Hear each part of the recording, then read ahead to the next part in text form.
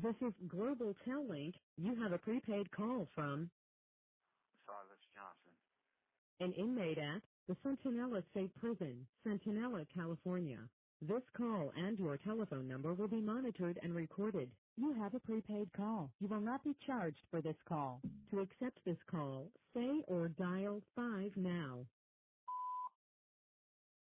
Thank you for using Global Tel-Link. So I want to touch on something that you said earlier on in the conversation, where your friends went down and they were in an interrogation room. They went down there willfully. What people need to understand is that those rooms are designed in that fashion for a reason, and they're small because they do something to your mind or to certain people. And some people just can't handle it. So my advice to anybody thinking about going down that path would be just don't do it. Like, don't put yourself in that situation. The best thing you could do for yourself.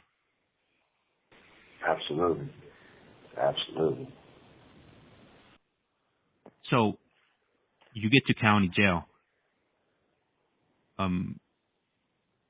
Which of your homies was the first one that put money on your books when you touched down in county? Well, I'm still waiting for that. I've been in prison 22.5 years. I'm still waiting for that. Somebody contacted you? They told you they got something for me, or JPay? They said it's on the way. It's in the mail. No, I'm still waiting for that, man. I'm still waiting. How many Stop waiting.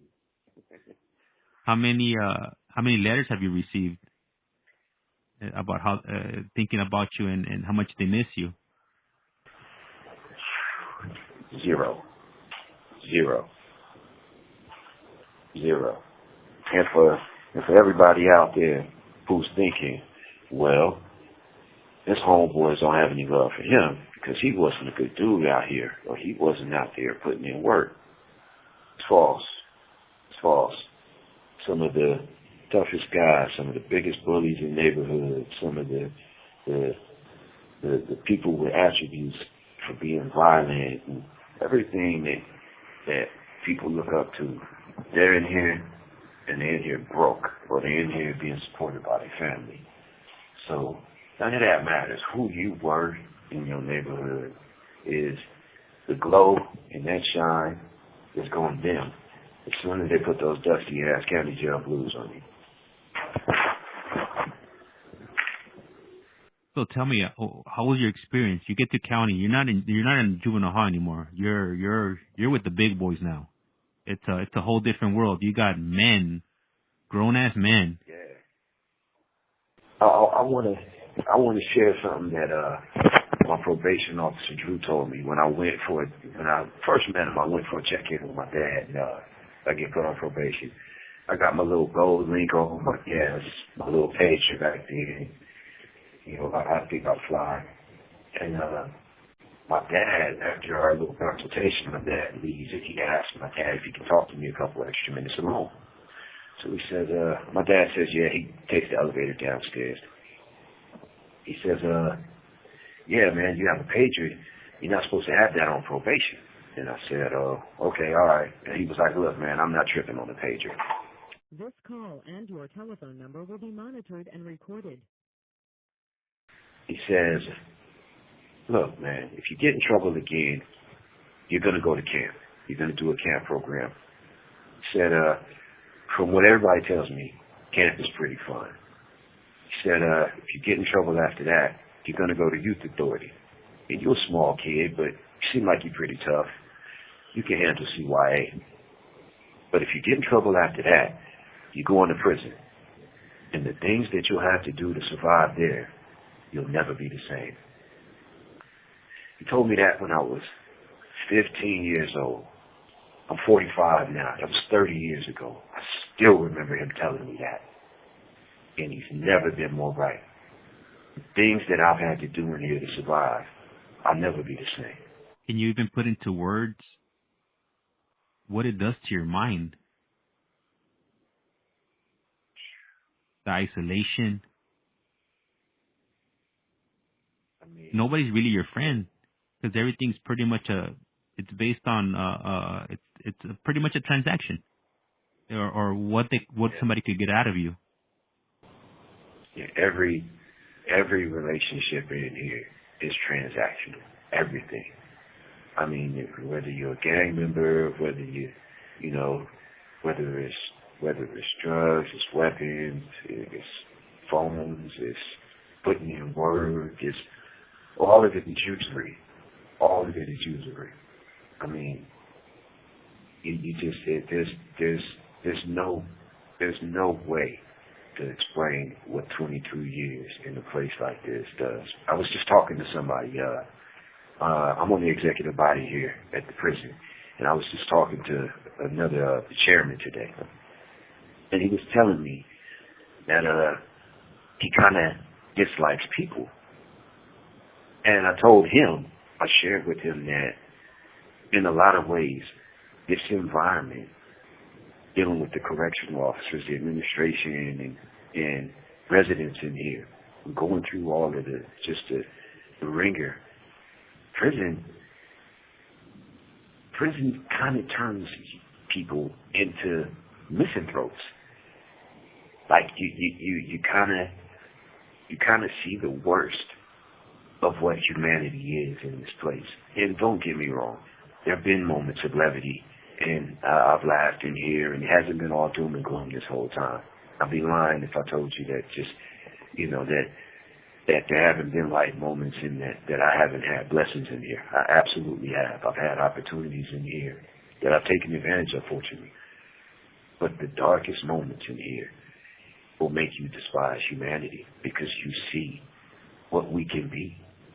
I think in a lot of ways, veterans, they come home from war, or whether it be musicians, savants like Kurt Cobain or Chris Cornell, I think that has a lot to do with their decision, to exit this life.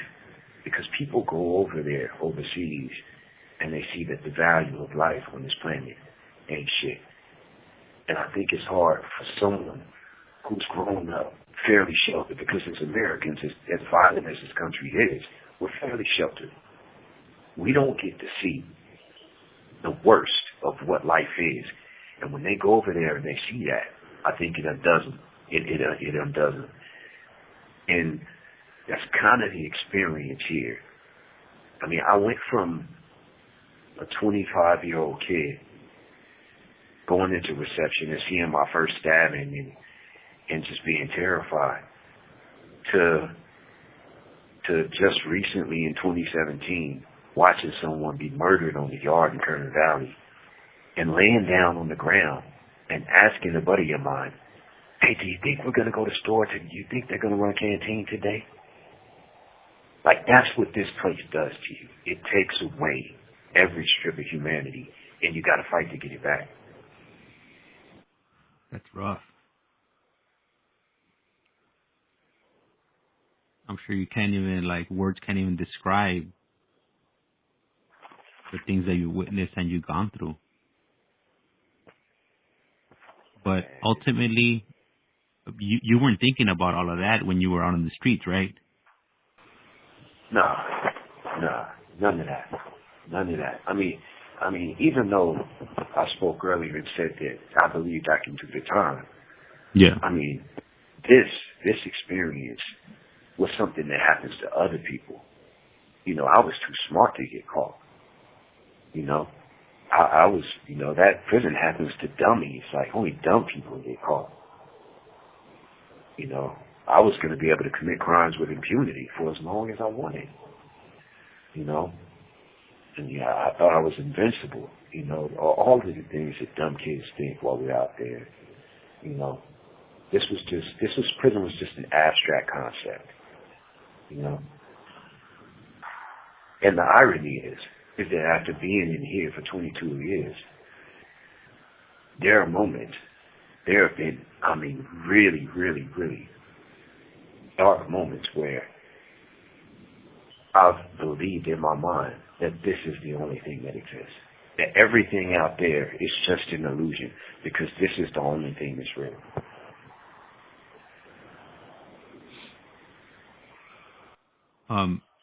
But from what people say, and I hear, when you come home, everybody's gonna be waiting for you, celebrating all your old friends.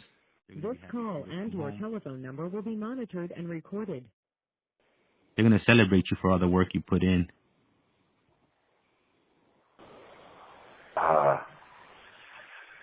Well, there's two problems with what you just said. One, you called them friends. I think in the black and brown culture, specifically the gangland culture, and just period, we have a real issue with the homie and friend thing. Like, I don't have any friends out there besides my family.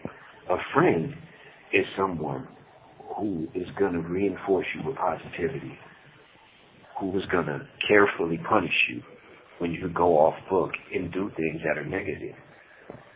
A friend isn't going to deal with your pessimism. You know, a friend is going to enlighten you. A friend is going to nurture you. A homie is someone who's going to see you about to make a dumb decision and pat you on your back, you know, and give you assistance in going to do it. You know, give you some marching orders, you know. Attaboy. Friendship is a reciprocal arrangement. You know, there's give and take. You know, a homie is just somebody that's just a vampire. You know, that sticks their fangs in your neck and drains you dry and drops you where you stand. The second part of that is that anybody that would celebrate you committing violent acts on another human being or murdering somebody is not the type of person that I would call a friend. You know, because essentially they're just perpetuating your return to that same lifestyle and by extension your return to prison or being killed. So I don't think that these people are who we should be thinking of as friends. You know, I think of my recovery community in here, you know, the brothers that are in college with me, the brothers that are doing self-help groups and improving themselves so when they go home they can have careers and families, and you know, these are the people I look at as friends and even brothers. So I think we as a community, as a people, we need to get beyond all of the falsehoods of fake friends. You know, those are false friends.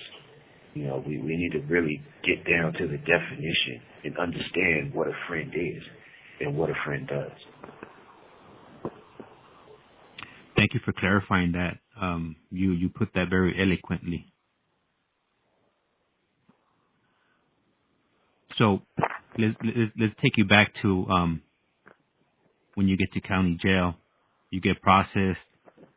You have you're in cells, moving from one cell to another, with a bunch of people that probably haven't taken showers in weeks, maybe even months, sleeping on the floor. Then the cherry on the top is they move your guys around like cattle. You have to take a shower where the drains doesn't even work, so you have water up to your freaking knees of everybody just their cesspool. You have 60 seconds remaining. Oh yeah, prepare for athlete's foot. Do you remember, like, of that whole process? What do you remember? What sticks out in your mind? And you know what? This is getting good. So hopefully my wife doesn't come home soon, because she's gonna be looking at me kind of crazy. But let's go for another one if you got time. All right. Okay.